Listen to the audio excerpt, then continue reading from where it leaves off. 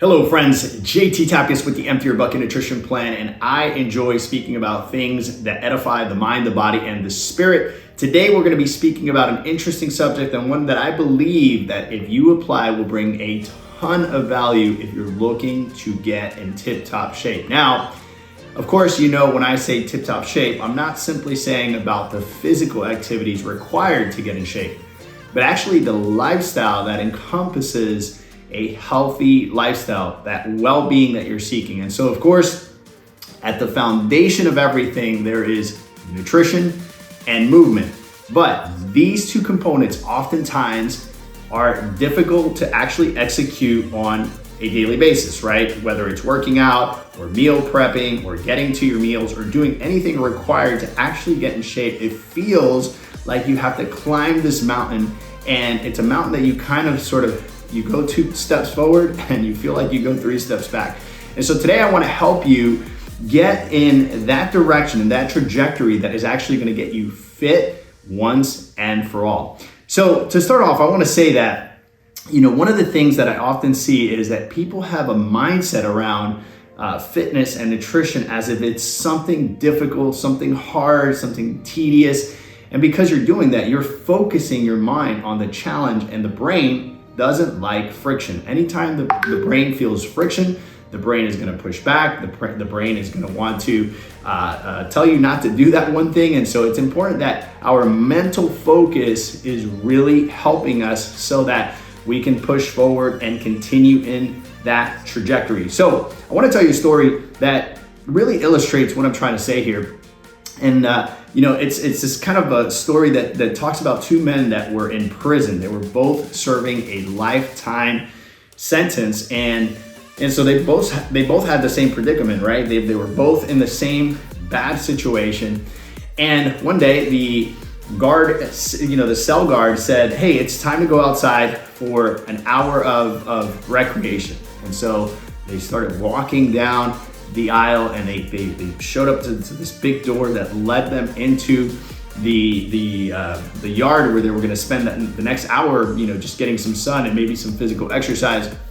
So the first guy comes out and his head is down, and the first thing he sees is that the yard is dirty, right? There's just mud everywhere and the floors are disgusting, and he just looks around and says, "Oh, this place is so filthy. This place is disgusting."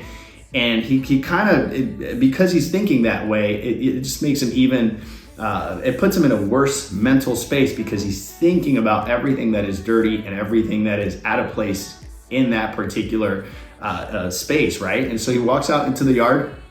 The next guy comes right behind him, but this guy, his head is up, right? He's looking around and he sees the open sky. He hasn't seen the open sky in quite a bit. And so he sees that there's no clouds and the sky is blue and there's birds flying and there's just this breeze going. He's like, "Man, this is so beautiful. I haven't seen the sky in such a long time." And because he is focused on the beautiful aspect of the sky, his attitude is completely different. Where am I going with this? Well, I think that your focus determines your direction. If we wake up and we think it's cloudy, even though it's sunny, guess what? We're going to experience a very, very different emotion than the person that wakes up when it's snowing or cloudy or storming and says, "This is another day. I'm going to move into a different mental space today, and I'm actually going to go and I'm going to do something positive with my life. And I don't care if it's raining or snowing or storming outside. I'm going to show up as the best version of myself." That attitude, right? That mental direction is going to open up a ton of possibilities for that person versus a person that sees that everything is cloudy and everything is not going in their direction. And so oftentimes when I see that people are trying to get into this mental space of fitness, they come with a lot of preconceived notions. Maybe they've done things, maybe they have tried a million different diets and nothing has worked for them. And they have developed this thing called learned helplessness. Learned helplessness means you do something over and over and over again, and it just doesn't work for you. And you develop this mindset that maybe that thing is just not for you, right? And so now you're operating out of that mindset. And of course, you can go and work with the best coach in the world. You can be on the best protocol in the world. But if your mindset is not correct, what's actually going to happen is you're going to notice that no matter how many steps forward you go, you're gonna always go 10 steps back. And so it's important to clear the mental picture, that imagery that you are projecting of your previous experiences, your preconceived notions, and all those things that can be holding you back. So you have to make sure that you have clarity. So number one is painting a picture of clarity. Okay, where am I, right? Understanding that those things that have happened are in the past. You can't drive a car looking through the rear view mirror because you know what's gonna happen. So we have to clear that picture, right? And one of the ways to do that, even if we've had a lot of bad experiences with diets and programs and coaches, and maybe you've done medical weight loss, maybe you've been on medication, a ton of things that have happened to you that have really painted this very, very cloudy picture of the future. We need to clear that picture up. And so you take a deep breath, basically, you close your eyes, and instead of focusing on what happened, I want you to start focusing and painting a picture of the things that are possible for you. So for you, maybe it's 35 pounds, 50 pounds, 100 pounds, maybe it's only 5 or 10 pounds, right? We start to really visualize what that person looks like, what that person feels like, and what that person actually does. We start to paint that picture, and here is why this is important. Our mind is a blank canvas. In other words, it can't tell reality from fiction. So if you're watching a picture, this is why you can see certain things during the day. You can see a picture, you can watch a movie, and then all you do is think about that particular thing, even if it was just a fictional movie or story. It's painted in your mind as something true. And so it's important to understand that your mind doesn't understand reality, right, from fiction. And so we need to use that. We need to actually impose that new picture, because the mind is just going to receive it however you paint it. So paint the best picture of where you're trying to go, how you feel, how it feels to be fit, how it feels to be strong, to be edified, right? And saturate your mind with that image, right? So that's the number one thing, is to paint a picture. Number two is language. Language is so important. Now, I'm not saying English, German, Spanish. I'm talking about the things that you say on a daily basis have a direct impact on your emotional life.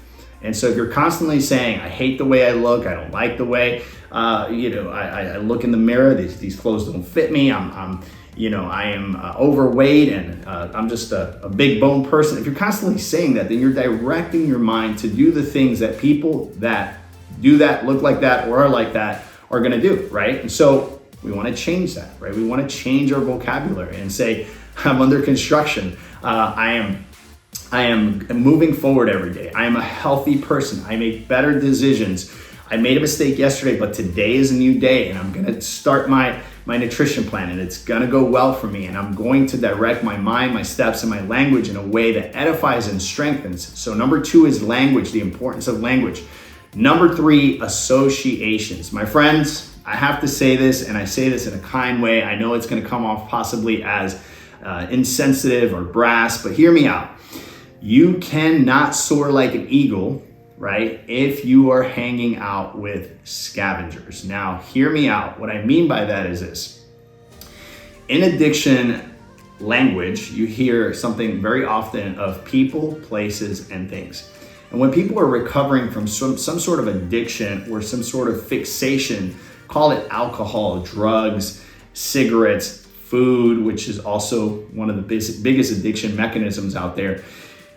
People, places, and things are very important. If you change all of the dynamics, but you don't change the people you hang out with, the things that you're fixated on, and the places that you go to, every single time, you're actually gonna fall back into those habits. And so if you have friends that you love and they're dear friends to you, but they're just not supporting you in your current goals, I'm not saying, don't befriend those people or get rid of those people. I'm not saying that. What I'm saying is that maybe you need to separate from people, places, and things for the time being, so that you can get in the right mental space, so that you can start to create some momentum and traction in your life.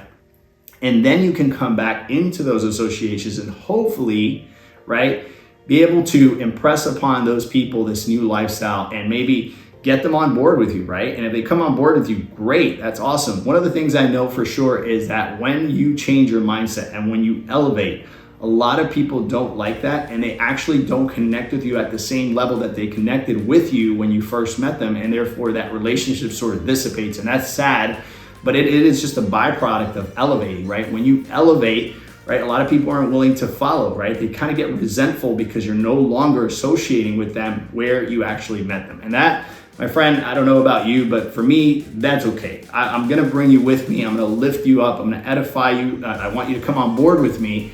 But if you wanna stay stuck where you are, I'm gonna, from far away, I'm gonna love you, I'm gonna support you, but I need to continue to elevate, right? Lastly, number 5, accountability. My friend, I can tell you right now that you can have the best intentions possible, you can have the best mindset, you can say the nicest things to yourself, you can associate with all the right people, but if you don't have a third party, unbiased accountability partner, you will not succeed long term. And here's why. When we're excited, we commit and we say things that we're gonna do. But as friction and time begins, because it's gonna come, right? Call it 2-3 weeks into your plan, you start to get tired, the enthusiasm starts to dwindle, and when that happens, it's important to have someone there that reminds you of the things that you said when you were excited. And so that is called an accountability partner. Now, can your spouse be that person? Sure, that works. Can your friend be that person? Sure. But you know what really, really works?